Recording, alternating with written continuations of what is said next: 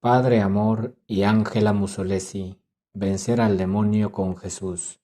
Cómo liberar y liberarse. Capítulo 2. Las plegarias de liberación. Cómo liberar y liberarse.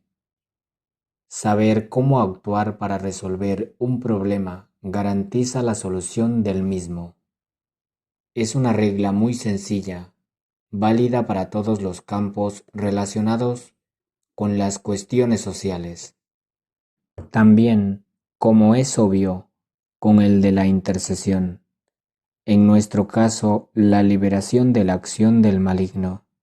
Tratemos pues de aclarar algo sobre este tema. Ante todo, ¿por qué necesitamos una recuperación de este ministerio? ¿Por qué necesitamos las plegarias de liberación? Los motivos son sustancialmente tres.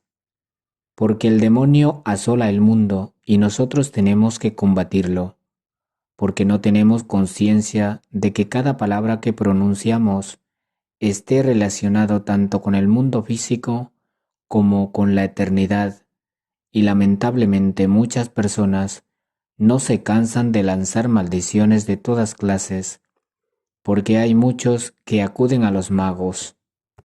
Todas las personas de buena voluntad deben dar luz y alegría de Dios a su prójimo, liberando, intercediendo y curando, a fin de que sea vencido el usurpador de su trono. En primer lugar, conviene recordar que llevar una vida sacramental correcta, persistir en el intento de liberarse, no desanimarse si no se obtiene en poco tiempo cuanto se desea, y recitar el Santo Rosario es el mejor camino para alejar de nosotros a nuestro enemigo. Todas las personas que han observado estas indicaciones han recitado con asiduidad las plegarias de liberación que les he proporcionado y han rezado una novena a la preciosísima sangre de Jesús, escrita por un venerable de la congregación de San Gaspar de Búfalo, por la salvación de aquellos que les han ocasionado problemas. Me han confirmado que han superado las dificultades que tenían y se han liberado. Es cierto que se requiere paciencia y valentía, como afirma el Papa Francisco, que son las virtudes que debemos poseer para llevar el reino de Dios. El demonio se vale de nuestras debilidades, miedos y perezas y agudiza nuestra inclinación al mal. Lograr vencer estas debilidades, miedos y faltas de perdón no es cosa baladí. Si una persona está muy oprimida, no consigue perdonar, pero no por ello debemos abandonarla. Una o varias plegarias de liberación interior la ayudarán a superar el impasse. A menudo es víctima de los espíritus del desánimo, que alimentan el odio y se sirven de nuestras fragilidades, entre otras cosas, fomentando el rencor contra la Iglesia. Ya ves, ni siquiera los curas logran ser coherentes. ¿Cómo vas a conseguirlo tú? ¿O de qué sirve ir a ver a un sacerdote a pedir ayuda o a confesarse? Hazlo por tu cuenta, para alejarnos de Dios. No por casualidad afirma el Papa Francisco: no seáis nunca hombres y mujeres tristes. Nunca os dejéis vencer por el desánimo. Por favor, no os dejéis robar la esperanza, esa que nos da Jesús. La mediación de los intercesores para llevar a quien tiene este género de problemas a ver a un exorcista o a quien puede practicar las plegarias de liberación es importante, porque nuestro enemigo quiere que sigamos siendo sus víctimas, que no nos elevemos a Dios.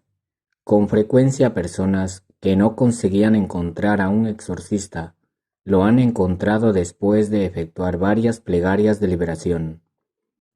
Las oraciones las han liberado en alguna medida de la opresión del demonio, abriendo el camino para la salvación y la liberación definitiva.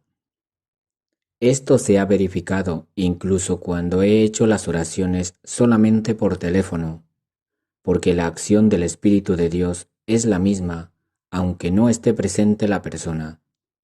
Hermana, me he sentido mal, como cuando nos vemos, me confirman muchos. Y es verdad, he podido constatarlo, siempre. Los efectos de las oraciones de liberación, con mandato directo al demonio efectuadas por teléfono, son idénticos o similares, muy parecidos a cuando se reza sobre alguno personalmente. Estas oraciones pueden ser más útiles que un exorcismo naturalmente siempre que la oración se haga bien. A veces quien tiene problemas de acción extraordinaria del demonio o está muy vejado por alguna fuerza maligna, debido a imprevistos o acontecimientos de última hora, no puede acudir a la ansiada cita. Otros sienten dolores físicos y no van. Es menester, pues, cierta tolerancia de ductilidad mental en el apoyo que se presta. No hay que reaccionar como si tuviéramos que enfrentarnos con un paciente cualquiera. No es fácil seguir manteniendo la presión. También esta es la nueva evangelización de la que habla la Iglesia. Evangelizar no es solamente liberar a una persona de un estado de indigencia física y opresión física, sino acompañar estas acciones promoviendo la evolución de la persona en su totalidad, haciéndola entrar por consiguiente en el reino de Jesús, Dios, y arrebatándosela al príncipe de este mundo. Todos han conseguido sacar gran provecho para su recorrido espiritual precisamente de la experiencia derivada de la problemática que están tratando. ¿Qué son las oraciones de liberación? Las oraciones de liberación son oraciones privadas no codificadas que no figuran en el ritual para exorcistas. Algunas pueden ser muy parecidas a las que están en el ritual, pero no son las del ritual. Y al ser plegarias privadas todos las pueden recitar. Son plegarias hechas por sacerdotes que circulan entre nosotros, entre los expertos, y se las entregamos a quienes las necesitan. Según sus testimonios y los de los sacerdotes que las usan y distribuyen, obtienen grandes beneficios. Todos las pueden recitar, una madre por su hijo o por otros familiares suyos, por ella misma o por su empresa. Los sacerdotes, las religiosas, un consagrado o una persona preparada las pueden usar a favor de otras personas, sobre todo sirviéndose de la ayuda de un grupo de oración. Particularmente los sacerdotes y las religiosas deberían hacerlas para entregar el reino de Dios a quien acude a ellos en busca de ternura. Siendo oraciones privadas, no se necesitan ninguna autorización para ponerlas en práctica. No necesitamos el permiso de los párrocos ni de los obispos. Solo hace falta creer en el poder de la misericordia de Dios. Se pueden rezar en todas partes y, si no es posible hacerlo en una sacristía, se puede usar una habitación cualquiera de una casa privada o en un teatro, incluso en un restaurante, aconseja el Padre Amor. Yo, en algunas ocasiones, las he hecho en el coche. A males extremos, remedios extremos. Hay que ser caritativos. Las plegarias de liberación pueden hacerse de manera suplicatoria a Dios. Por ejemplo, Jesús, libérame. En el Padre Nuestro, la última frase es una demanda de liberación o imperativa, con un mandato directo al maligno.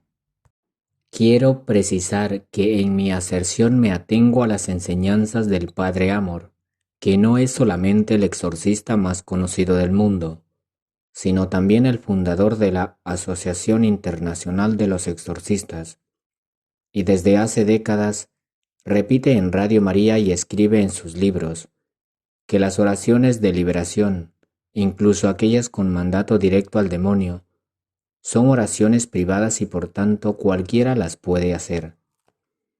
Naturalmente, hay muchos sacerdotes que no comparten este planteamiento doctrinal, pero la Santa Iglesia Romana no se ha pronunciado nunca contra estas exteriorizaciones, que están confirmadas por los hechos o por la experiencia.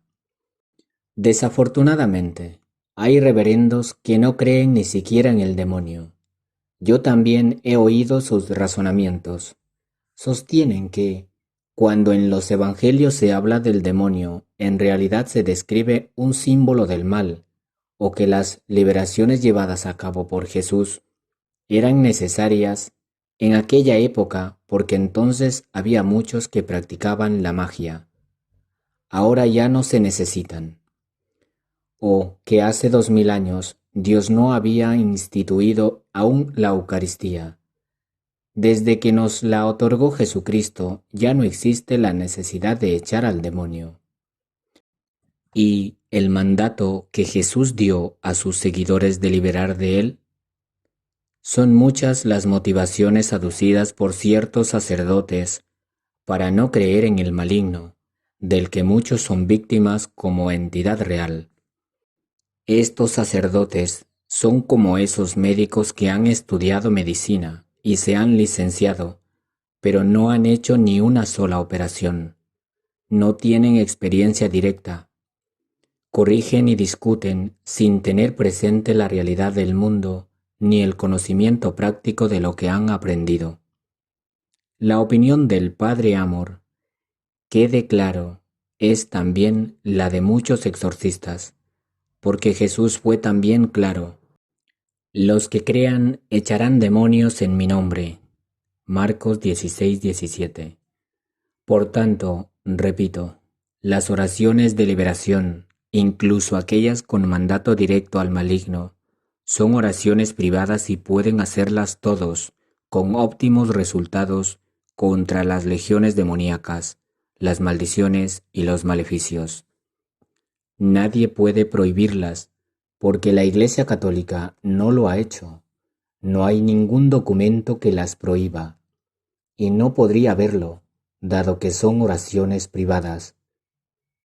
Reafirmo con vigor, por mi experiencia personal directa y la de muchos sacerdotes, que particularmente aquellas que comprenden el mandato directo al maligno de que salga de una persona son muy eficaces, más incisivas y productivas que las de imploración, y pueden causar más efectos benéficos que un exorcismo, porque mucho depende de la fe de quien las realiza o de su buena voluntad.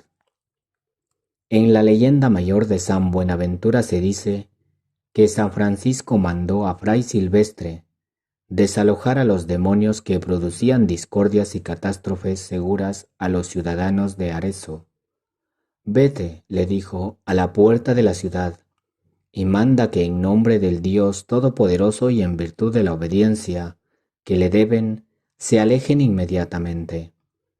Fray Silvestre va, y, poniéndose en la presencia de Dios con alabanzas, repite con toda la fuerza de su garganta las palabras del santo contra los demonios. Y así huyeron aquellos impertinentes espíritus. Fray Silvestre hizo en este episodio un mandato directo a los demonios. Lo mismo haría San Francisco en Cita di Castelló, un espíritu maligno que había penetrado en una mujer. Francisco dijo solamente: en virtud de la santa obediencia a Dios, te mando que salgas. Y el demonio, lleno de indignación, desapareció, dejando libre a la mujer del cuerpo y de espíritu. Yo uso sobre todo las oraciones de liberación con mandato directo, y son las que distribuyo entre las personas.